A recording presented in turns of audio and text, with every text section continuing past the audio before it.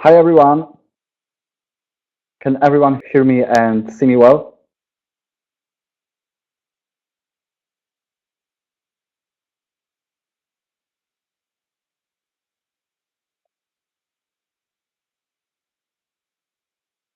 Okay, that's fantastic. My name is Oscar and I'm community manager at ClickMeeting here, and I'd like to welcome you today to our webinar with our expert, Ken Molay. During this session, you will learn the better way to score the webinar leads and how to make the most of your webinar presentation. For the start, a little bit of housekeeping. First, we will have a presentation of our expert, Ken Molay. It should last about 40 to 45 minutes. After that, we will have about 15 to 20 minutes live Q&A session. So if you have any questions to our expert, Ken Molay, save them for later and he will answer all of them during our Q&A session. However, if you have any questions regards to our platform, to ClickMeeting, I'll be happy to answer all of them during our webinar. Feel free to ask all of them. Hope you enjoy our webinar, and I think we are ready to start. Are you guys ready to start?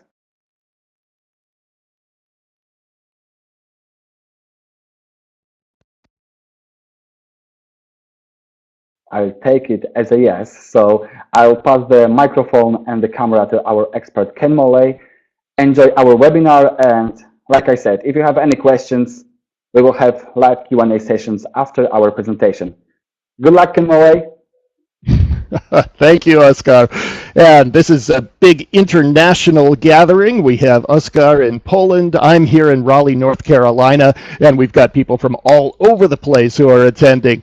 Keep your fingers on the keyboard. Keep your comments coming in. Keep your questions coming in. I'm going to be sneaking glances at them all the time, and I'm going to look really shifty-eyed because where the screen is located in conjunction to my webcam means that every time I look at what you're saying, I have to look off to the side. It looks very strange. So what I'm going to do, because I think it gets distracting, my image isn't going to change over the next 40 minutes. I'm going to turn off my camera for right now. You can concentrate on what I'm saying. You can concentrate on the slides. And then I'm going to turn it back on when we get into Q&A, when I'm really just talking directly to your questions. So let's do that. Keep writing to me and I'll keep looking at what you're saying. But for right now, there goes the camera and here comes my voice. And the first big question is whether this material applies to you at all. Is this really only for Fortune 500, Fortune 100 kind of companies when you're talking about lead scoring? I'll say that lead scoring, it's most common for larger organizations, higher priced products, higher priced services, where you have a multi-contact sales approach. You have to nurture your leads because it takes a while to convince people to get to the sales point. If you're in a smaller organization, there are still some techniques that are going to apply. If you have only a small number of registrants on your webinars, you probably have the luxury to personally contact every one of them. Lead scoring is not as much of a necessity. It becomes more critical in focusing your efforts on the leads with the greatest chance of becoming customers when you get into large numbers of people. Now, the whole title of this is a better way to score leads. Better than what? Well, here's your classic view of lead scoring. And for many years, this was what all the webinar vendors said they would help you with in your lead scoring. You can set up a registration page and include qualification questions right on that registration.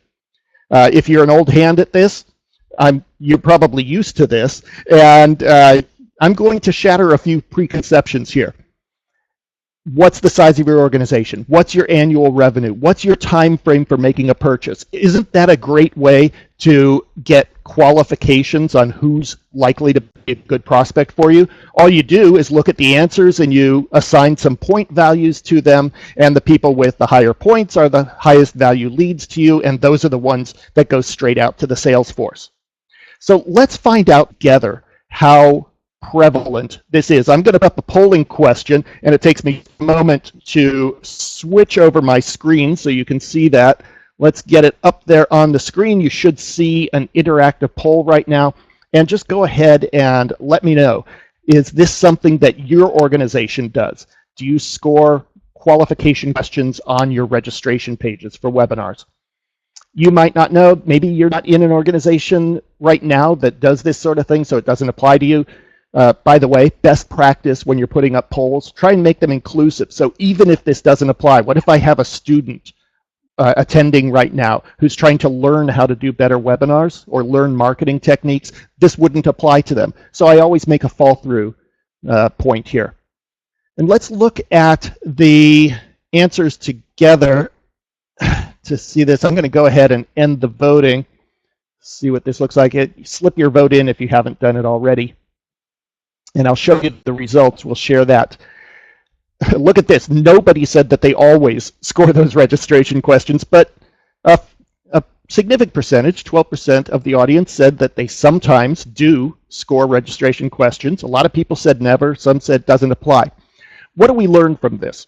That this is not as prevalent as it used to be, and I'm actually kind of happy about that. When I started doing this sort of presentation on lead scoring, it used to be that I would see lots and lots of responses in the always category and a little less in the sometimes. So I think people are moving away from this idea. I'm going to go ahead and close the survey and continue back with the presentation. I have to get us back into the right spot again. It'll take me just a moment to put us in the right spot. Here we have the classic idea of the sales funnel approach to lead generation. A person, this is something that that a lot of executives like. You say, I need as many people registering for our marketing webinars as possible because that's the big mouth of the funnel. And we always know that those are going to get fewer and fewer as they drop through various stages of the process. And so to get a certain number of sales, we have to have a higher number of leads coming in at the top of the funnel. The problem with this is that a person registering for a marketing webinar is not a sales lead. It's just a marketing contact. Hopefully, after they hear your message, they'll be ready to enter your sales cycle. They'll become a lead. But before they hear your message, all your qualification questions can measure is how attractive they are to you. They say nothing about how attractive you are to them. So how do you turn over this supposed lead to a salesperson who's qualified through your questions when your questions are being asked before they've had a chance to find out if they're interested in what you're offering? If you don't make that distinction, you're going to have problems with this funnel idea. And the way I like demonstrating this problem is with this idea of a trawler. If you've ever seen fishing shows on how the big commercial fishermen work, if you put a net out there to try and capture everything you can because a certain amount of it will be what you want, let's say you're trying to catch shrimp, in that net, you're going to have seaweed and clams and sharks and fish and crabs and things that aren't doing you any good. They're just weighing you down and making it harder to get to the thing that you want. This becomes a time sink. It becomes a distraction, pulling you away from your sales goals. That's not a good thing. Now, don't get me wrong. Having marketing contacts, that's a good thing. They have a real value for marketing. I'm not telling you you should not try to get lots of contacts. Build your contact lists. That's great. But those aren't a part of the sales process. Those are not helping you to create valid, good quality leads. What's the next problem with this approach of having a lot of qualification questions right on your registration form? You violate what I like to call the appearance of altruism, as if the only reason you ever hold webinars is to give your audience value. You're trying to show them what they can get from you. And if you start out looking selfish, I'm going to ask you about when you're planning to make a purchase decision. Before you've heard anything from me, you can't get any information from me until you give me something about yourself. These people feel like they're a mark. It's a big target painted on their face. All they are is somebody to be pursued. The webinar is for your benefit as a host rather than for their benefit. That's no way to start a relationship. It's not going to help you with your marketing goals. Next problem is one that you may have suspected, but I'll bet you had no idea how prevalent it is, which is simply that people lie. People lie on registration forms. This is a study that was done by Marketing Sherpa. It's a big marketing firm where they looked at questions asking people how often they fill in real valid data on registration forms in order to get content. And if you look up at the top, the way to interpret this is that telling you their name, their real name, 72% of the time that's real. But look at that, the rest of those, the yellow and the red portions, the sometimes and rarely being truthful.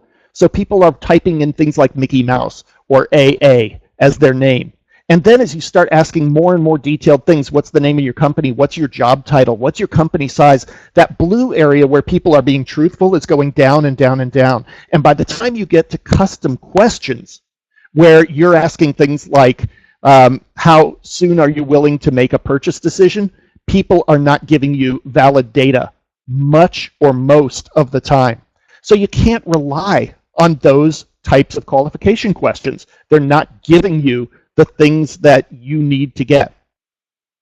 And there's another problem. Oh my God, this just keeps going on and on, which is that asking more qualification questions reduces the number of marketing contacts you're getting. Here's another study that was done, this one by Marketo, and they looked at similar events, same type of registration, but they did ABC comparisons. And they started saying, what happens as we add more questions to the registration form? And what happens is the number of people who sign up, that's what they called conversions in this particular study, goes down.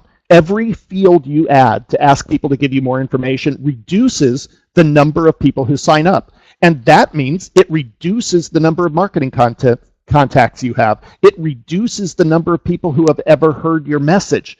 This is the opposite of what you're trying to achieve. So this is a problem. You can't just rely on the old ways of doing things. We need a way to get more reliable data to build better lead scoring. And that's what led me to this whole idea of a better way to do lead scoring. Now, one of the things that webinar vendors tried to do to help out in this situation was design in things like meeting engagement scores or attentiveness scores or interest scores. And you'll find this in various products. It's a valiant try. I appreciate the fact that they're trying to help. Unfortunately, it doesn't really give you useful data. I've been very cynical about what you can take away from these kinds of things. A lot of the time they put much of their focus, much of the idea of whether somebody's attentive or not, just at window focus. Is the person currently, do they have their cursor on your presentation window? Well, you might not have that. You might have clicked away from it once to look at something else, and now you're listening to my voice, you're really watching this webinar, but the window doesn't have current focus. Does that really mean you're not being attentive? I don't think it does. So there are things that you can do to try to better predict the sales interest and willingness to enter the sales cycle from the people who are signing up for your webinars. We want to encourage more registrations. Don't sabotage the house contact lists. We want to use accurate, realistic data that we can trust, not lies that people are filling in. We want to concentrate our analysis on people who are going to feed the sales funnel and turn into sales prospects, not just marketing contacts. And we don't want to target our attendees while we're doing all this, make them feel used and abused. So there's a lot of things to be thinking about while we get into this. And I'm just about to start into the tips and tricks and tactics that you can use, but I'm going to tell you one more thing that you're not going to like, which is just as with juggling or learning to ride a unicycle or becoming a fit individual, it takes more work than not doing it. I wish I had a magic bullet for you, but if you want to be better than average, you need to be willing to put in more effort than the average person.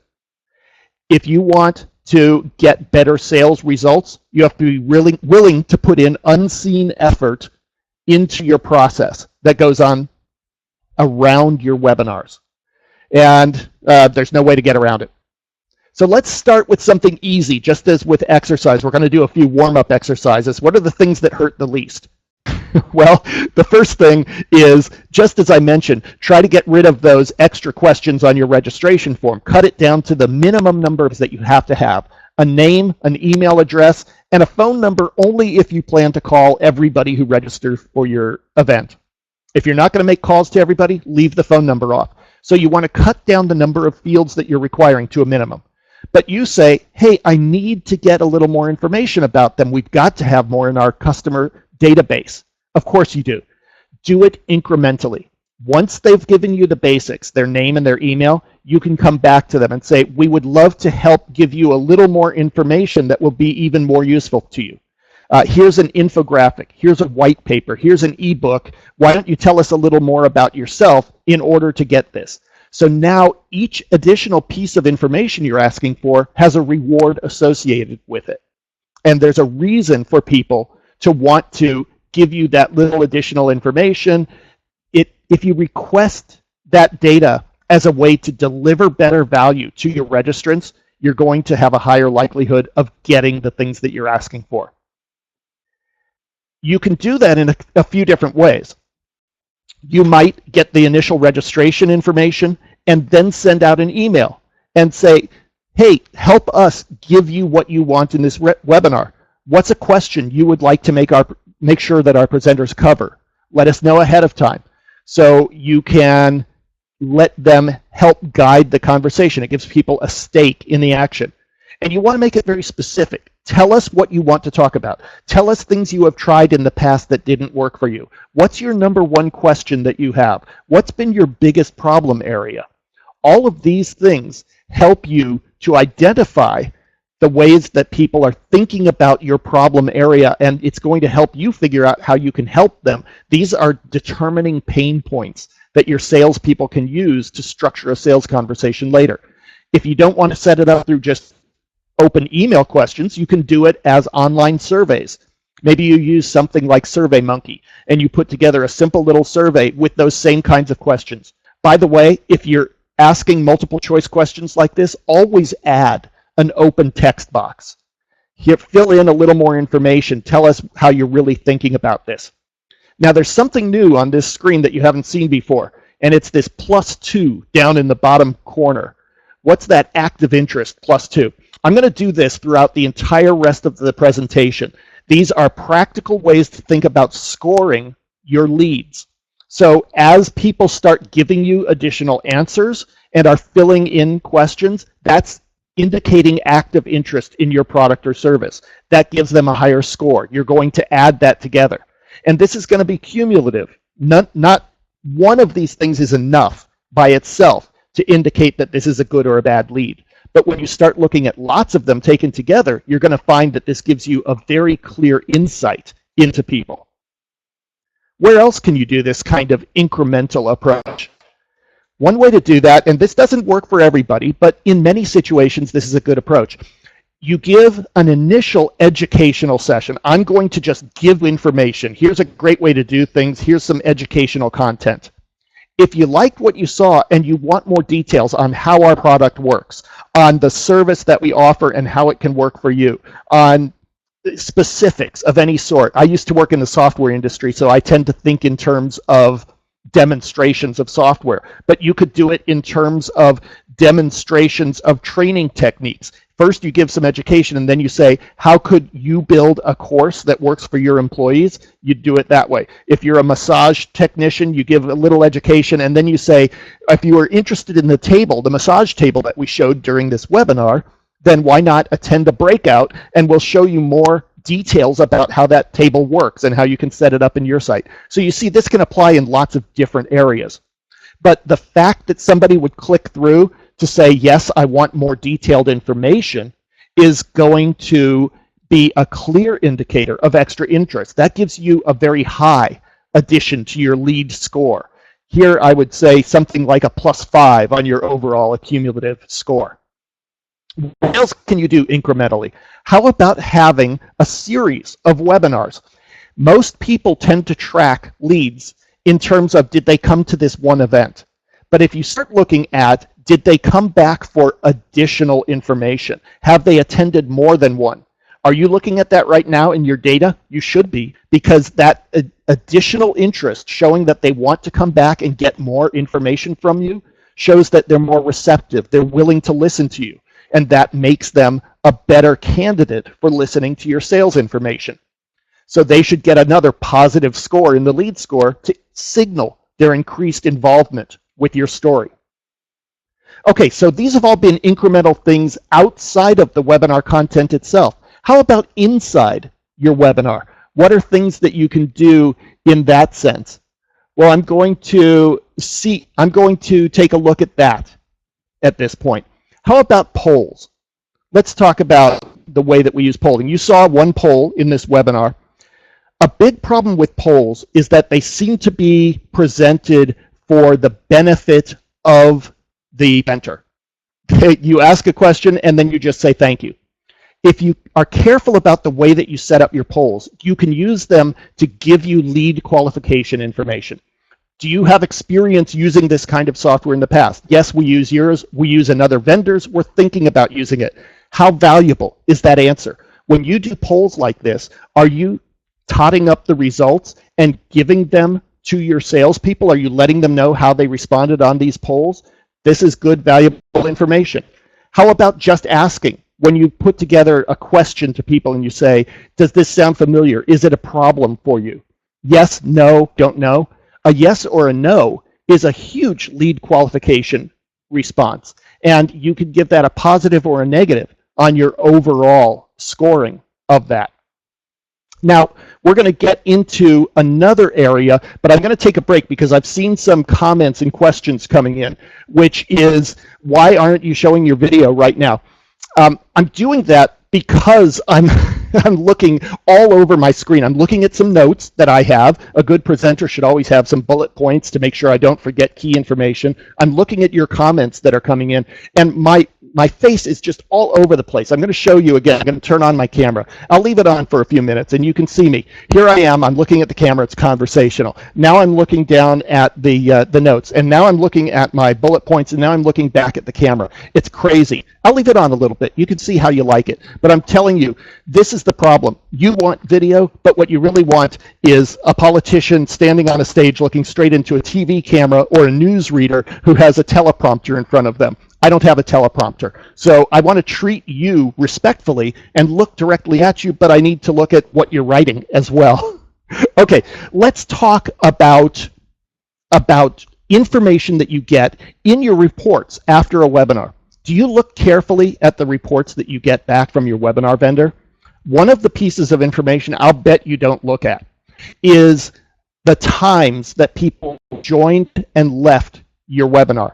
This is really tough. If you've got lots of people, if you're lucky enough to have webinars that have 100, 500, 1,000 people, what do you look at in this mass of information while you're looking at this screen full of data?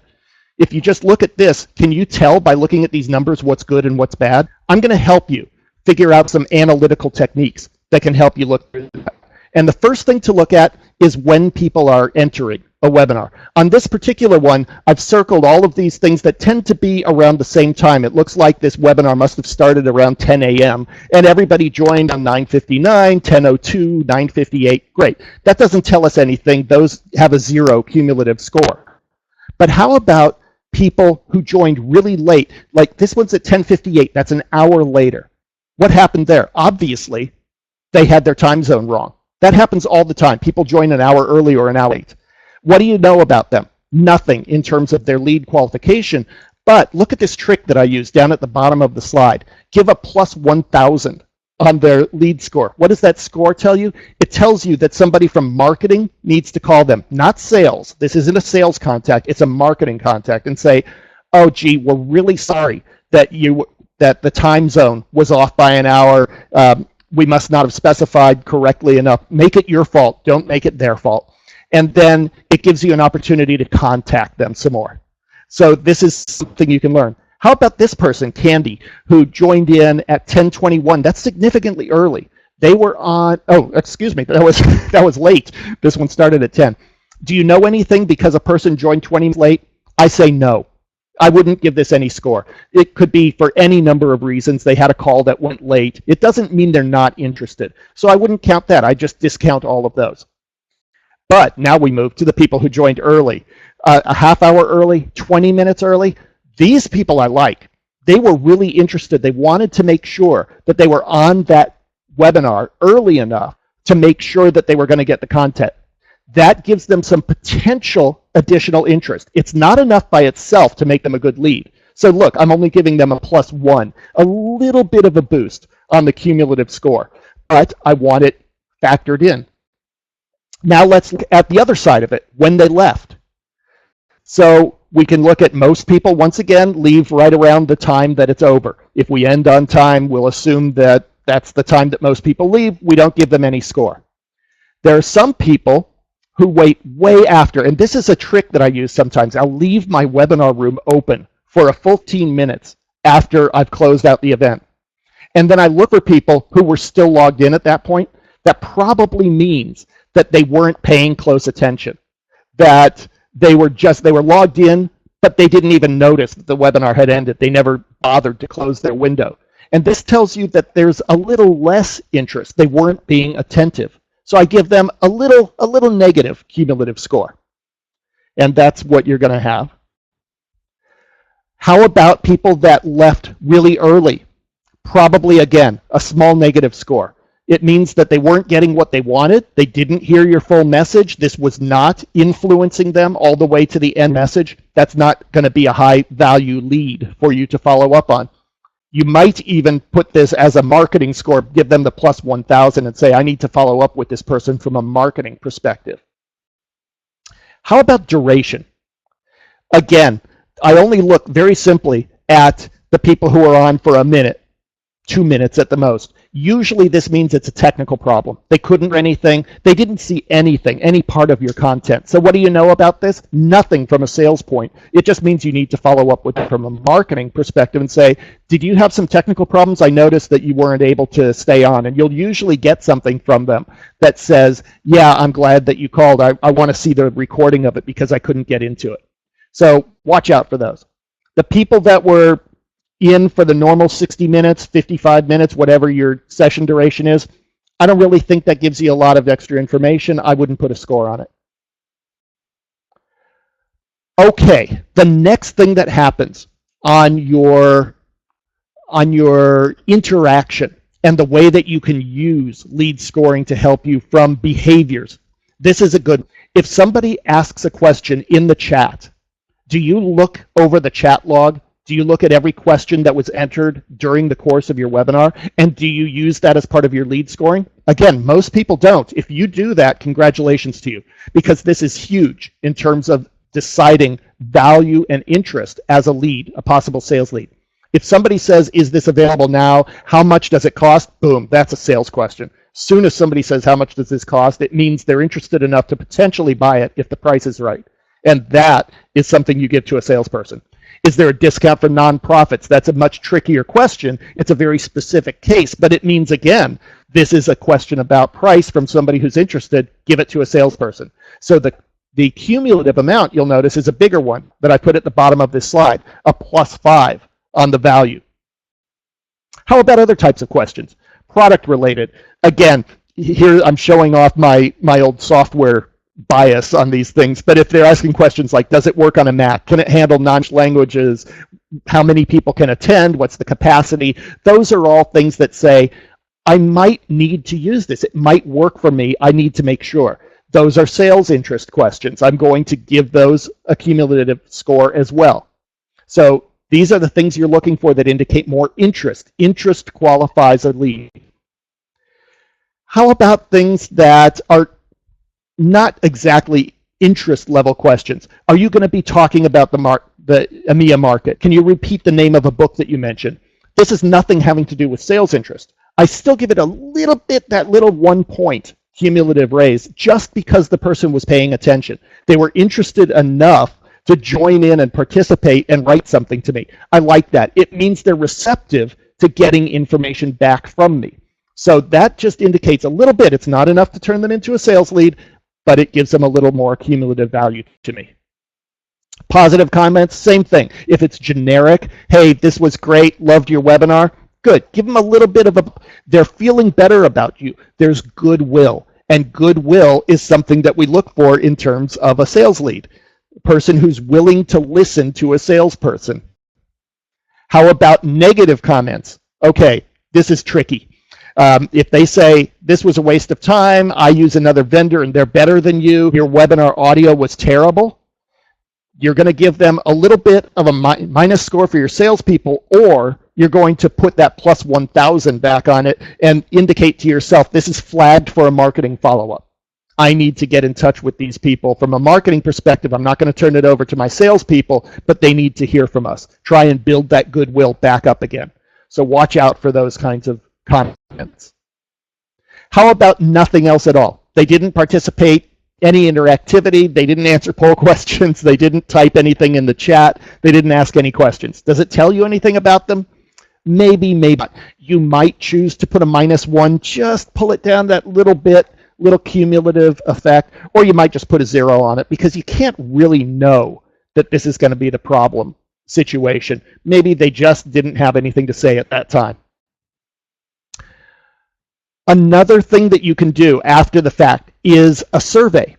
And a lot of people do these surveys, they look at cumulative results and they say, yeah, we did a good webinar, we did a bad webinar. That tells you something from the perspective of a webinar host as saying we need to change our techniques and do things differently. But what does it tell you about each individual? Do you look at how each person answered the survey and do you count that in your scoring? This is the place for those individual question scores that previously you had on your registration forms. Get them off of your registration form, put that after they've gotten something from you. Now you've been altruistic. You've given them value. You've given them information. How do they feel about you now? Did they like the webinar? Was the information valuable? Is there something that they wish you went into more detail about? Look at that question. Do you put that question on your survey forms? You should, because that's a straight sales entry. As soon as somebody says, I wish you had told us more about this, it gives a salesperson a reason to call them up and say, I saw that you wanted more detail about A. Let me tell you about A. I want to be responsive to you. So this is huge. You should be scoring every individual response to every individual question on your survey forms. I'll bet you don't do that now. This takes a lot of work. It takes a lot of time. This is that part of pumping the iron that none of us want to do, but it's going to give you those results that are going to make things work better. So you start putting all of this stuff together, and what you end up with is a behavioral scoring model. How are people behaving? Not just how they're answering questions on a registration form. This is the difference between people lying and people actually showing you how they think of you through their behaviors. So you put together all these different things and you come up with cumulative values. And they're not going to be huge amounts, pluses and minuses. And now you've got individual scores for everybody who was involved with your event, and you know how to refer to them. Now the specifics that you're going to use, your questions, how much points you're going to add or subtract on each one, how you're going to set a threshold for who indicates a good lead or a bad lead, I can't give you a generic answer on that. This is where it becomes more work. You try things and you see how it works for you, and you refine over time to make this work so that it's going to be appropriate for you. You're always going to have the post-webinar analysis process where you are tuning your scoring model. You're looking at something that corresponds to real sales success. So you're going to look at your lead scores and you're going to compare them to sales made and sales not made. Or even better than that, talk to your sales force. I know as a marketer, this seems like a crazy thing to do. Who would ever talk to a salesperson? But you might want to think about it sometime. Instead of just saying, did you make the sale or not? Ask them, I had this person as a high lead score. What did you think when you first called them and talked to them? Did they seem like a viable candidate? Did they seem interested? Or was I off base? Was that wrong? That'll help me tune my model. And any salesperson worth their salt will be willing to talk to you about that, because this is going to save them time in the future. Remember, this isn't just for your benefit as a webinar presenter or a webinar host. It's for their benefit as salespeople, so that they're not wasting their time on the people that aren't going to help them. Now, while we're talking about that interaction between marketing and sales or between webinar hosting and sales, you need to do, again, some additional work to help out. You need to promise your salespeople that you're going to triage, you're going to look for the highest interest cases, and this is usually those people, one of two. It's going to be somebody who wrote in one of those key phrases during the webinar. They had a question where they said, how much does this cost? That goes straight to a salesperson. You say, call that person this afternoon. Not, I'll put this into the Salesforce management system. 2 weeks later, you'll see it bubble up under your account. You need to get to them that day for a response. You also need to look for things, if you have a post-webinar survey, you're looking for those things that say, I wanted more detail on this piece of information, or I didn't get an answer to my question about this specific product thing. Those are things that a salesperson can get back to. They're going to get responses from those people because you're being responsive. And again, any good salesperson should learn that this is going to be the thing that is going to help them develop real interested sales leads. Anybody asking for pricing, availability, all those kinds of things, you need to get that to them quickly rather than have it be just a part of your ongoing process for weeks later. Now, they have something to do about that too. You need to tell your sales team, I'm going to do this. We're having a webinar at noon on Tuesday. At 2 p.m., I'm going to hand out those high value leads, just the highest ones. There shouldn't be very many of them, just a few. If there's one in your area, please set some time on your calendar to call them that afternoon at 3 o'clock, at 4 o'clock. Get to them. You're not going to have many. You might not have any, in which case you've got that open time on your calendar. But if those salespeople are ready to make the response to the highest value people that you've triaged quickly, they're going to get the responses that keep them happy. They think you're doing your job. They're talking to the right people. It's a win-win, and it's a win for the customer, the potential customer, the prospect, because they're getting responsiveness from the right people about the right questions, about the right information, and they see you as being a responsive company. And that's what we're all after. So while we're talking about responsiveness, Oscar asked me to do roughly 40 minutes of presentation time and then have lots of time left for questions. That's what I've done. We've got 20 minutes left to deal with your questions, and that's what I'm going to start working on right now, answering your questions. I will let you know that everything that you just saw, all of these slides, all of the reference notes, all of the detailed information I have put together into a PDF ebook format. So it's not just the pictures that you've seen, but it's everything that I've said is going to be yours as a handout, and ClickMeeting is going to make that available to you. I'm not even sure how they're going to do it, but they're going to do it, and they're going to let you know how you can get a copy of that. So you'll have all of this for reference information, as well as having the recording available online to reference and to share with your colleagues. Okay, having done that, I'm going to pull my little moderator window back into frame, and I'm going to look for questions. Paul says, if you're a one-man band, it's just you, what do you do first? Well, Paul, as I mentioned, this is something, all of these big lead scoring things and triaging lots of different looks and trying to put together scoring algorithms usually is only worth that amount of effort if you have large audience webinars and you have high value sales. So it's not right for everybody. If you're a mom and pop shop, take one little piece of this.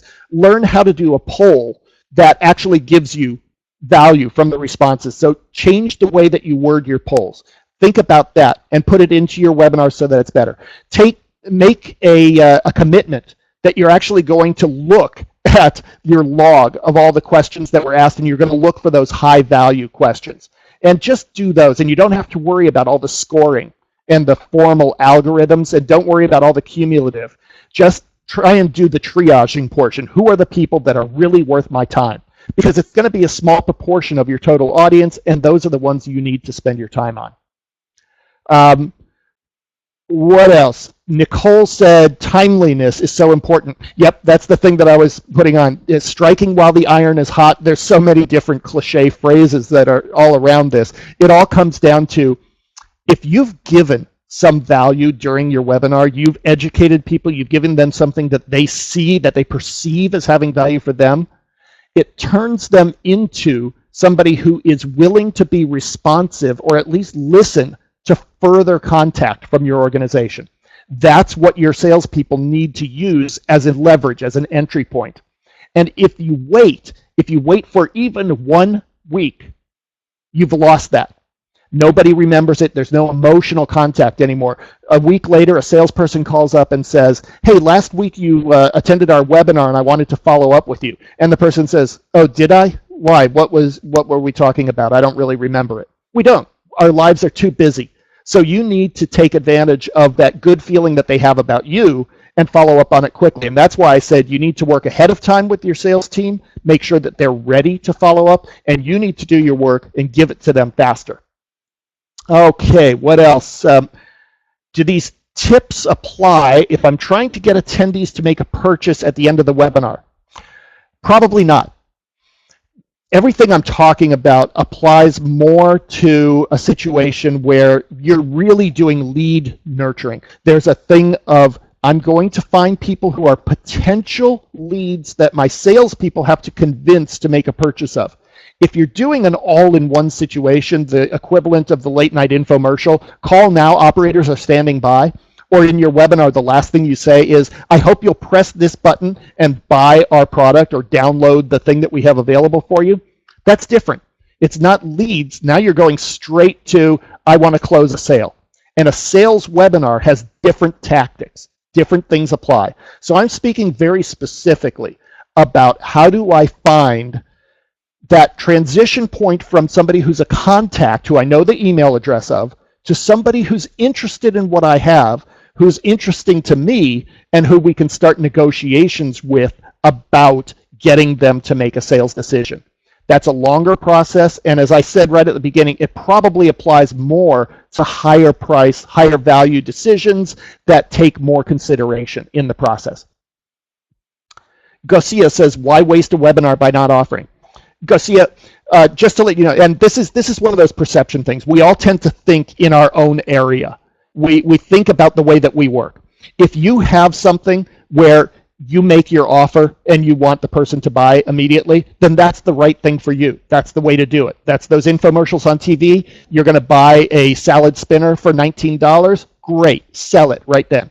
I worked in a company where we sold software installations that were huge, that cost $1 million and took 6 months to install. Nobody's going to watch a webinar and spend that kind of money. Now, you might not be dealing with $1 million software. That's crazy for a lot of us, but there's all those levels in between.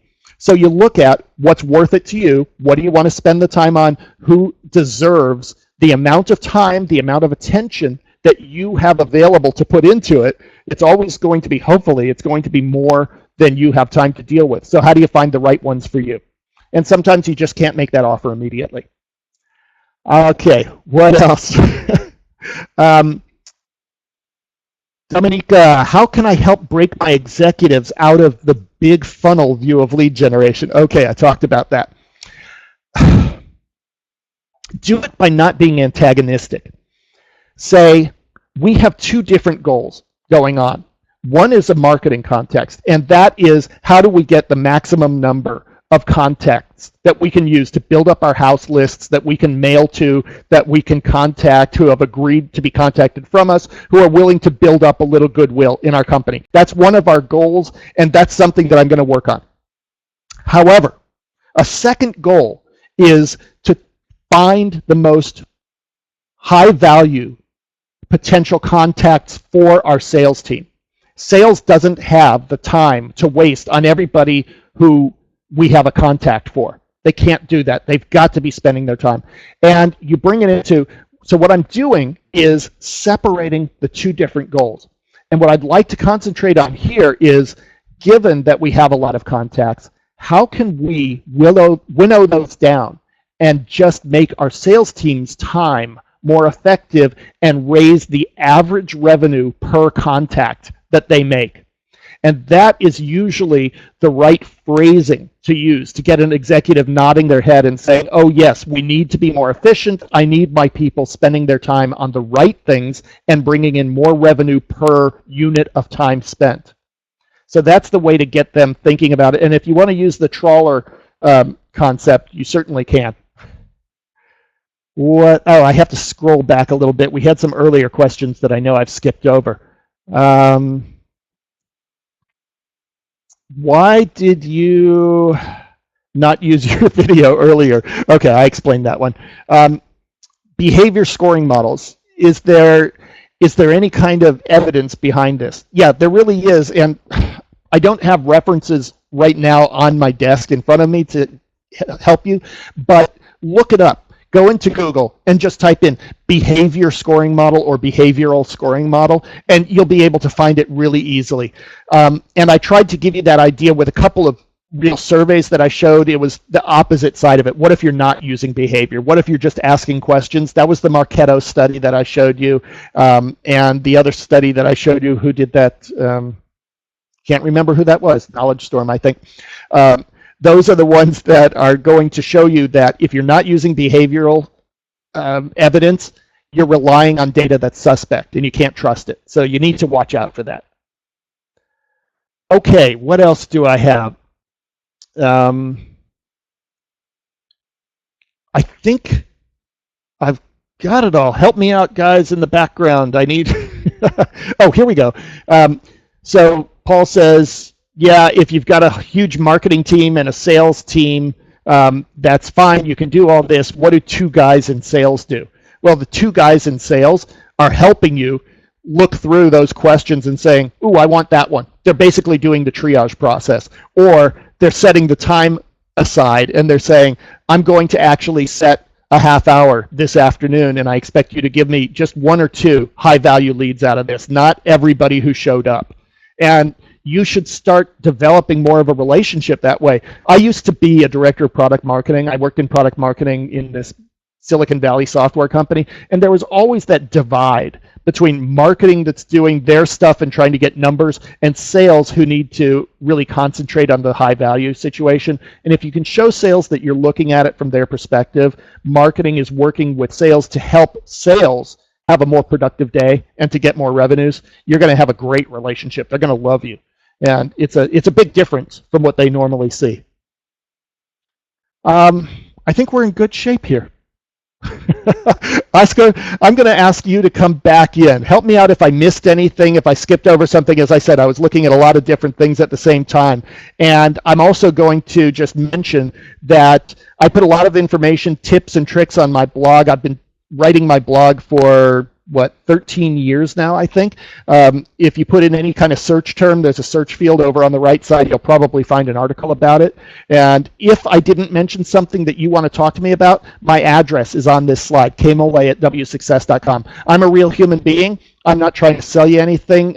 So write me an email and I'll write you back. Otherwise, you're not going to hear from me.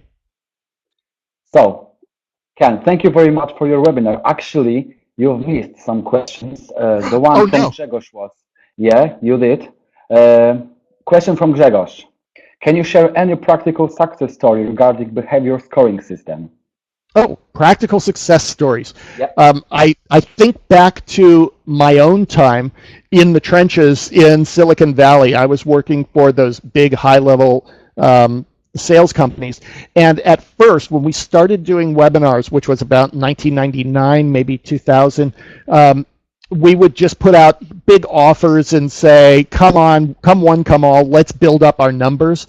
And it was a problem because we were wasting our salespeople's time.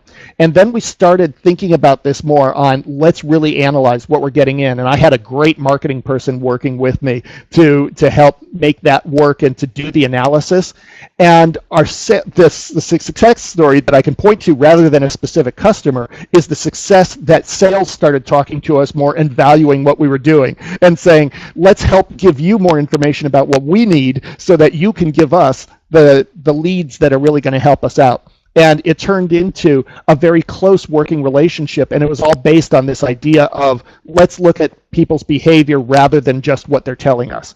So I view it from a personal perspective in that case as a very successful way of looking at this kind of behavioral approach. Thank you. Thank you very much on Grzegor's behalf. And I have one more question from Marta. I hope she's still with us. She asked you, are incentives offer a good way to get more leads?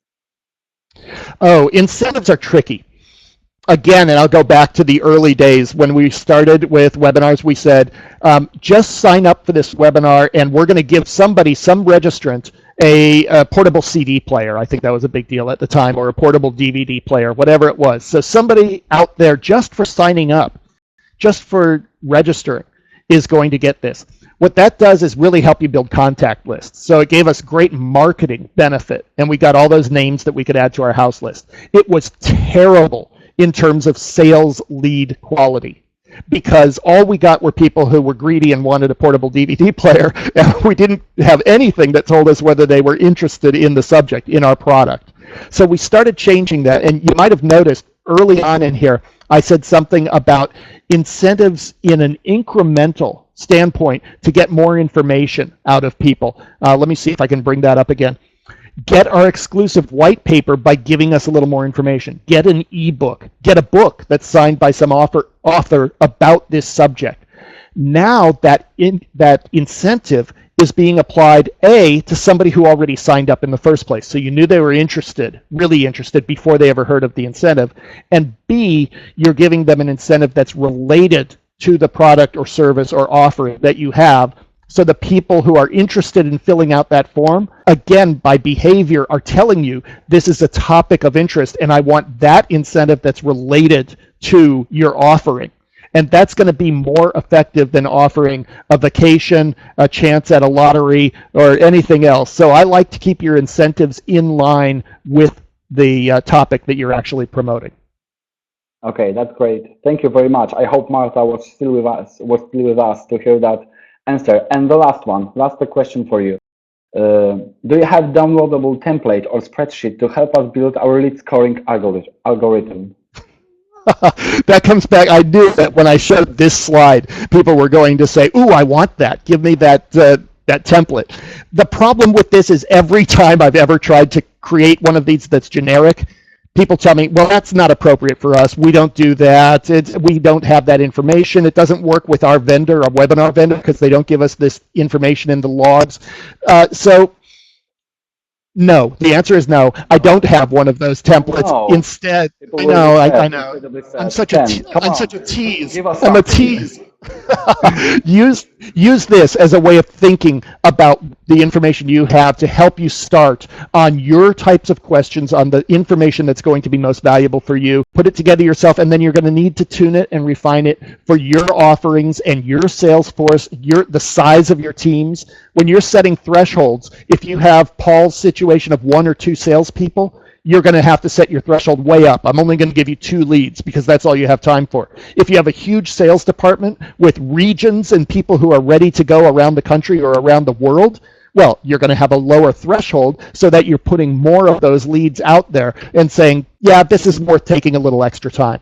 So that's as far as I can go. I wish I had something better for you, but giving you something that's really generic doesn't help you, it turns out.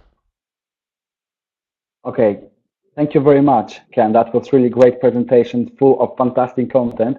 I'm sure that good use of it.